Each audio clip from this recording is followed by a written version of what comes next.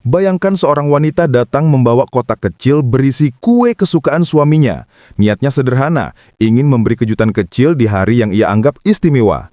Tapi langkahnya terhenti ketika mendengar tawa dan bisikan dari balik pintu kamar. Saat ia membuka sedikit celah, hatinya runtuh seketika. Cinta yang ia jaga selama ini patah tanpa ampun. Namun waktu berjalan, dan luka itu menjelma menjadi kekuatan. Di pesta megah beberapa minggu kemudian, wanita itu kembali muncul dengan gaun merah menyala. Senyumnya tenang namun menusuk, membuat semua mata terpaku. Terutama pria yang dulu menghancurkannya, kini menatapnya dengan pandangan penuh penyesalan dan gila karena kehilangan sesuatu yang tak akan pernah bisa ia miliki lagi. Dan inilah kisahnya. Malam itu, penthouse yang biasanya menjadi tempat pulang bagi Aruna terasa begitu hangat dari luar, dengan cahaya lembut di balik jendela besar yang menampilkan siluet langit malam. Di tangannya, Aruna membawa sebuah kotak kecil berisi kue coklat favorit Levi. Kue yang dulu selalu ia buat sendiri setiap kali suaminya stres bekerja. Karena katanya, hanya kue buatan Aruna yang bisa membuat pikirannya tenang.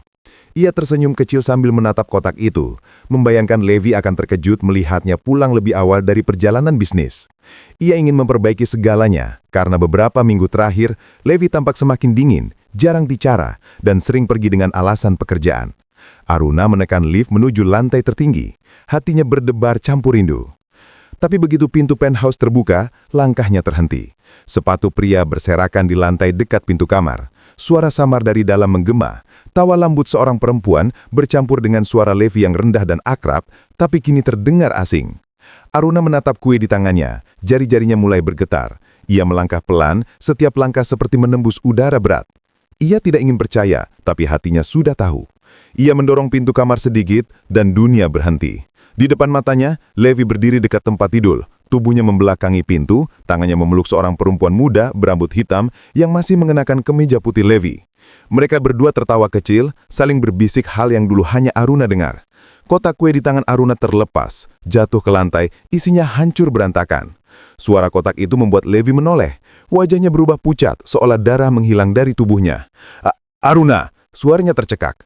Aruna menatap mereka berdua, wajahnya kosong tapi matanya bergetar. Jadi ini alasan kenapa kau jarang pulang? Levi melangkah maju. Aku bisa jelaskan, tapi Aruna mengangkat tangannya. Jangan Levi, aku tidak butuh penjelasan dari pria yang bahkan tak bisa menatap istrinya saat berbohong. Perempuan di pelukannya buru-buru menunduk, menyembunyikan wajah di balik rambut. Levi kehilangan kata-kata. Aku hanya lelah Aruna. Aku butuh seseorang yang membuatku merasa hidup lagi. Kau selalu sibuk, selalu dingin. Aku merasa seperti tak berarti di rumah sendiri. Aruna tertawa getir, matanya memerah tapi suaranya tetap tenang. Kau merasa tidak berarti? Lalu aku apa, Levi? Aku yang bangun paling pagi menyiapkan semuanya. Aku yang mendengarkan keluh kesahmu saat dunia menolakmu. Aku yang bertahan saat bisnismu hampir bangkrut, yang kau sebut sebagai satu-satunya alasanku berjuang. Dan sekarang setelah semuanya jadi milikmu, aku terlalu dingin.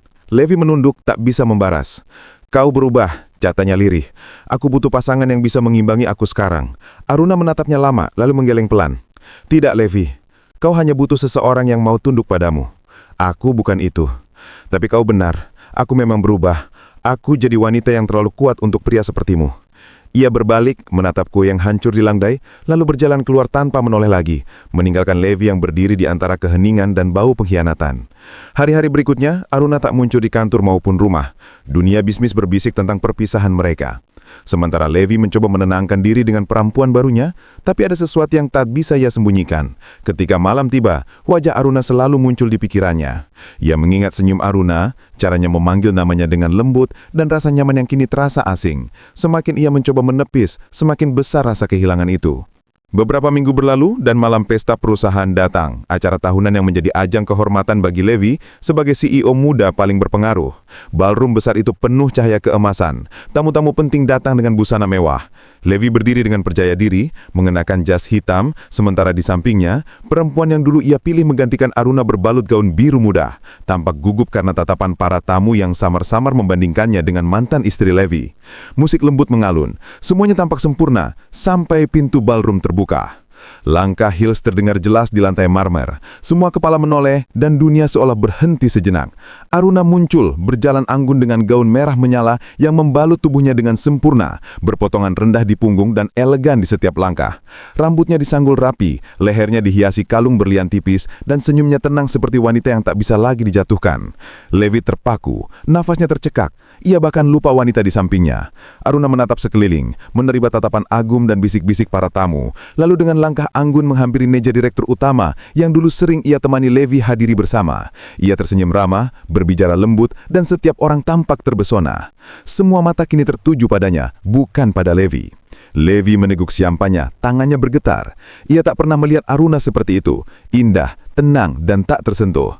Perempuan di sampingnya menatap dengan rasa tidak nyaman.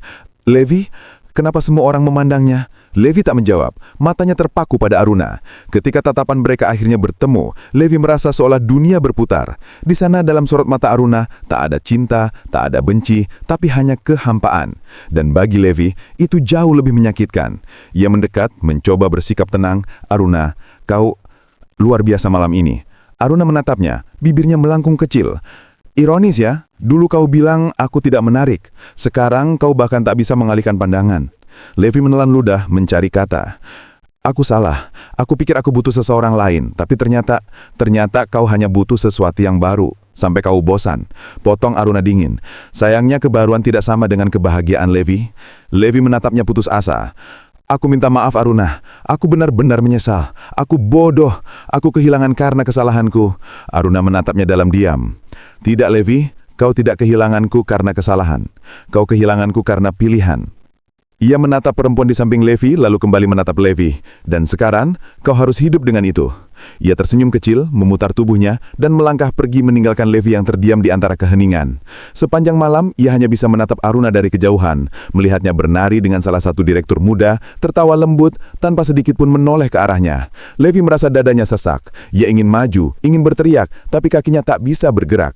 Ia sadar, Aruna bukan miliknya lagi. Wanita yang dulu ia hina, kini menjadi simbol kekuatan yang membuat semua orang kagum. Dan dirinya, pria yang dulu merasa berkuasa atas segalanya, kini hanyalah bayangan yang ditinggalkan. Malam itu, ketika pesta usai, Levi pulang ke penthouse yang dulu mereka tempati bersama. Ia menyalakan lampu, menatap meja makan di mana Aruna dulu sering duduk menunggunya, lalu menatap lantai di mana kue itu dulu jatuh. Bekas noda coklat masih samar di sana. Ia berlutut perlahan, menyentuhnya, dan air mata jatuh tanpa ia sadari. Suara tawa Aruna dulu masih terngiang di kepalanya, lembut, hangat, tapi kini hanya gema yang menghantui. Ia menatap ke arah kamar dan tanpa sadar berbisik, "Aku menyesal." Sementara itu, di mobil yang melaju pelan meninggalkan gedung pesta, Aruna menatap keluar jendela. Melihat refleksi dirinya di kaca, ia tersenyum tipis, bukan karena kemenangan, tapi karena akhirnya bebas. Ia tahu Levi akan menyesal seumur hidupnya, tapi baginya, malam itu bukan tentang balas dendam. Itu tentang menunjukkan bahwa dirinya tidak hancur, bahwa cinta yang diinjak tidak membuatnya kalah. Ia menutup mata sejenak, mengingat malam ketika ia membawa kue itu, malam ketika segalanya berakhir, dan juga mulai kembali. Kini ia bukan lagi wanita yang menunggu di balik pintu. Ia adalah wanita yang berjalan meninggalkan luka dan membuat pria yang menghancurkannya hidup dalam penyesalan selamanya. Tamat.